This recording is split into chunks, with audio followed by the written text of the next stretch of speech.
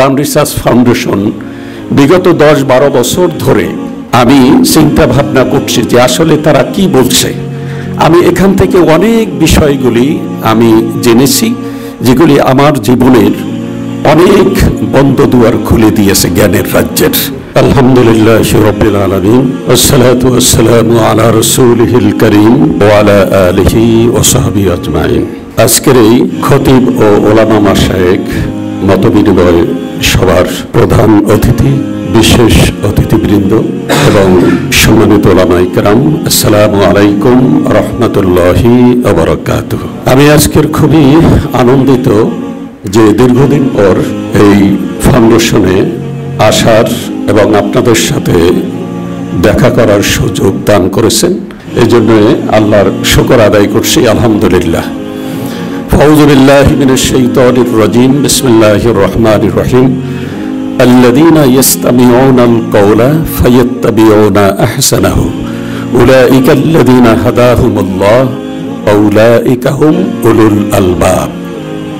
আল্লাহ বলছেন, আল্লাযীনা ইসতামিউনাল কাওলা, যারা মনোযোগ সহকারে শোনে, সাধারণ শোনা নয়, মনোযোগ সহকারে যারা কথা শোনে, ফায়াত্তাবিউনা আহসানাহু, এবং ইত্তেবা করে, অনুসরণ করে সবচেয়ে উত্তম যেটা সেটার, উলাইকাল্লাযীনা হাদাহুমুল্লাহ, এবং এরাই হেদায়েত পাবে, উলাইকা হুম উলুল আলবাব, এবং এরাই জ্ঞানী। তো আমাদের দুটোই দরকার, একটা হলো হেদায়েত দরকার, আরেকটি হচ্ছে জ্ঞানী। লোকেরা আমাদেরকে জ্ঞানী বলে, কিন্তু আমি তো বুঝি যে আসলে আমার জ্ঞান কতটুকু আছে। কোরআন রিসার্চ ফাউন্ডেশনের এখন থেকে প্রায় 10-12 বছর আগের থেকে আমি এর সাথে সম্পৃক্ত, জড়িত।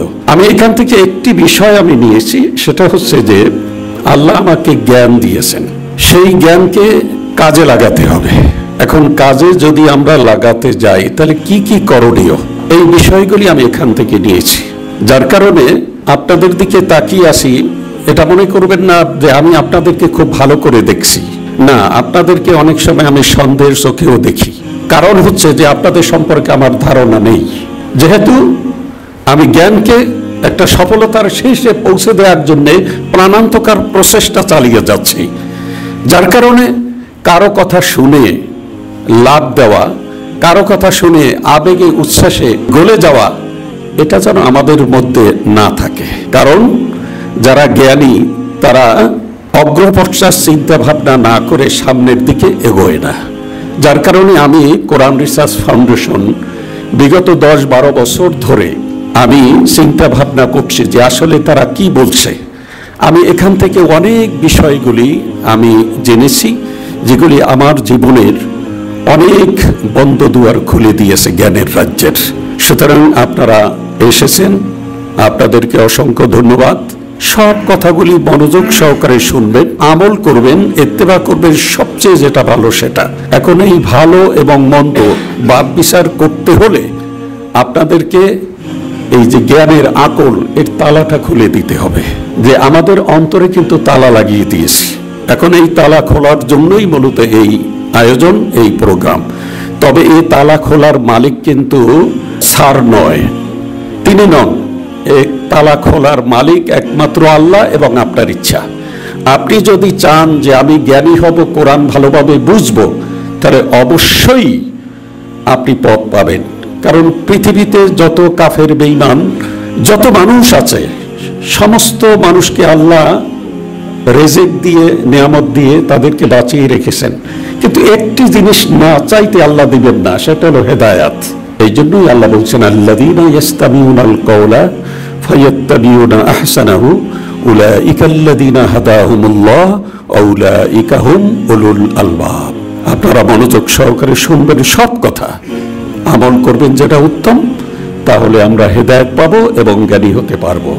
আল্লাহ রাব্বুল আলামিন যেন আমাদের সকলকে এই দুটো নেয়ামত যেন আল্লাহ পরিপূর্ণভাবে আমাদেরকে দান করেন। আমা তৌফিকি ইল্লা বিল্লাহ, আলাইহি তাওয়াক্কালতু ওয়া ইলাইহি উনীব। আসসালামু আলাইকুম ওয়া রাহমাতুল্লাহি ওয়া বারাকাতুহু।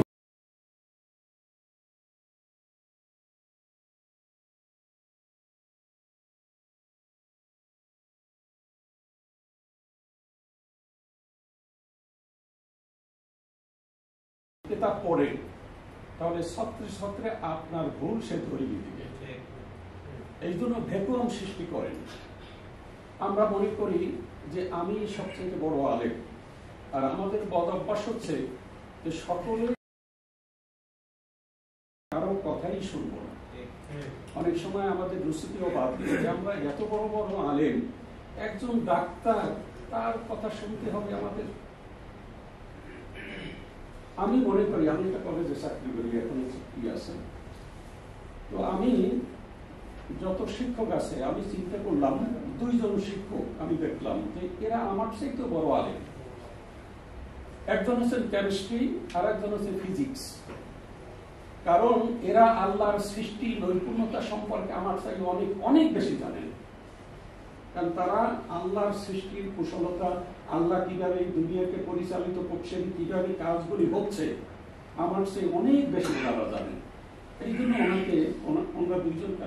ওনাদের দুইজনকে আমি সম্মান করি এবং মাঝে মধ্যে বলি যে আপনারা যেটা পড়ছেন